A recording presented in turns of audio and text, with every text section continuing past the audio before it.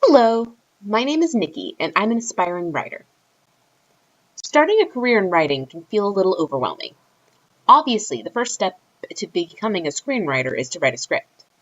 But where do you go from there? You could try and sell it to an agent or producer. The odds of you as a nobody getting your script sold aren't great.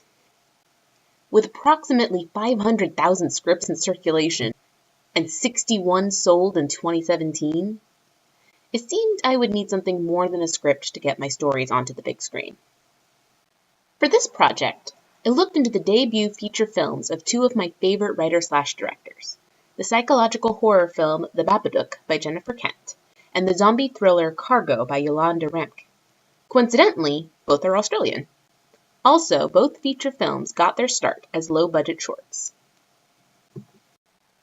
In an interview with Screen New South Wales, Yolanda Ramke spoke about the benefits of short films. She says, "For emerging filmmakers, short-form projects are really the only accessible medium in terms of budget and scale. That was certainly the only route I could see to develop my skills as a writer and director. You find your people, like-minded creatives in various fields, who are also hungry to create and prove themselves, and you collaborate.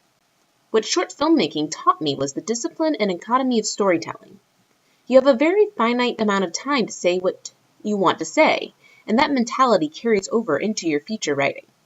You learn to be brutal, to choose your beats more carefully, to pull back. The best case scenario is that one of your shorts gathers some traction and can then function as proof of concept for a feature-length idea. In that sense, a short film genuinely can kickstart a career." With that bit of encouragement, I decided to see what it would take to get my own script produced. This is my friend Brian Bazzala. For this project, I sat down to interview him and get some advice on what it takes to get a script made as a writer. So, I'm Brian Bazzala. I'm a writer, producer, director, and I started out in theater and fell into television doing camera work, audio work, and then started my own production company so I could learn more filmmaking. So my advice is always learn as much as you can about the process of making films. Learn as much as you can about writing, and that includes by writing, and just write as much as you can, and create your own projects, make your own things happen. I've learned the most as a writer by hearing those words come off the page. This is a trailer for the proposed feature, Opening Night of the Living Dead, a film Brian once described to me as the project that keeps coming back to haunt him. People find the trailer online and contact him about it. Having a finished work online with your name on it is a great way to get attention for your work. Just ask writer and director Fede Alvarez, whose 2009 short film, Panic Attack, went viral, attracting the attention of Hollywood executives. In an interview with Mashable, he explained the benefits of putting your work online. "I think these days, if you do something good and you put it out there on YouTube, it will reach its audience. I mean, I don't think there's a way that you do something that is great and it just dies on YouTube and nobody sees it. People post it and just share it, and very quickly it will spread like wildfire. People will see it. So that makes the world, in a way, a smaller place when it comes to Hollywood and the industry making films." So it's decided. I'm going to try and make a short film. Now, how to do that? For this project, I had the opportunity to speak with Amy Freer, an independent writer and director in Philadelphia. We had a great conversation. Unfortunately, the interview didn't record. I can assure you, she's a really cool lady. She started her industry career in theater, both as an actress and as a writer. Her first short film, Another Time, is a fun film about a woman who may or may not be from revolutionary America. Amy first wrote this script for another director who wasn't able to make it. His suggestion? Why don't you make it yourself? Her job as a historical reenactor gave her the resources and know-how to really bring the story to life. I asked if, having directed her own story, if she would ever want to sell a script and be done with it. Her answer was a solid never. In a follow-up email, She expanded on the benefits of directing your own script. In writing and directing your own projects, you can create stories with the resources you will have at your disposal. You can write roles for friends in a film that will best use the talents of your team. You will be passionate about the story from putting it on the page until the picture is locked. Of course, making a film typically requires more than one person. So how do you find those people? Start writing, and just write as much as you can. Reach out to all your friends that are remotely in the industry, and some you may have that are working, and some may just be acting casually and on the side. But reach out to those people and start staging those works, because the more you put yourself out there, and the more that those people are, as they grow their careers, are going to be encountering new people. So keep expanding your circle, and don't think that because you don't know a lot of people in the industry that can't grow. And that's how you start, is cultivate those smaller relationships on the outside, and then you'll start to work yourself in.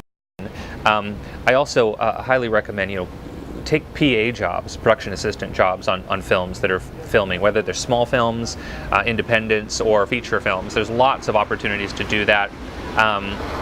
In different parts of Florida and Atlanta in the Southeast here, you can get those jobs. So while you're writing, take those jobs and get yourself. You might actually find that you have a passion for something in that field that you didn't realize. People think there's this big mystery to making connections and things. That's when you're thinking in this box, like, I'm just a writer and I've got to do all this. No. Stop thinking in that one plane. Think outside what else you can get yourself involved with. Amy had similar advice. Check out local film festivals and introduce yourself to folks whose work you like. Ask around to friends in the community if they know anyone who is great to work with. Find websites like Mandy.com where you can list projects, jobs, and open positions. The community, she says, is really friendly. The next very important thing to consider when making a film may be the most overwhelming: funding. Online crowdfunding through sites like Indiegogo or Kickstarter have become a popular option for independent filmmakers. Even the Babadook used Kickstarter to round out its budget. Amy Freer also utilized Kickstarter to get Another Time made. I asked Brian for his thoughts on crowdfunding. Yeah, do you want the truth? Crowdfunding probably is not a great idea. I may be in the minority. It sounds like a good idea. I've done crowdfunding unsuccessfully. That doesn't mean it can't be done well. I think your chances of success are better with either an established property or with an established celebrity or personality attached. And this may not be what you want to hear, but the feedback that I've seen over and over again with crowdfunding is most people aren't going to give you money to do something that is not established or is not going to reward them financially. The better way to do it is to scrape together the money you can from friends and family, and start doing good work, and have a body of work, and then start to make those approaches to potential investors and things like that. Some of what he said rang true. Amy herself mentioned how the angle of being a historical reenactor gave the funding campaign a bit of a gimmick. In our follow-up email, Amy offered this advice to run a successful crowdfunding campaign. Maintain a strong social media presence, make a great video, and find a way to make your story relevant to others, or go after a specific niche of people in your fundraising efforts. Reach out to old friends. It's a great way to rekindle old connections. You may be surprised to see who comes out of the woodwork. So where do I go from here? Step 1 was obvious. Write the script.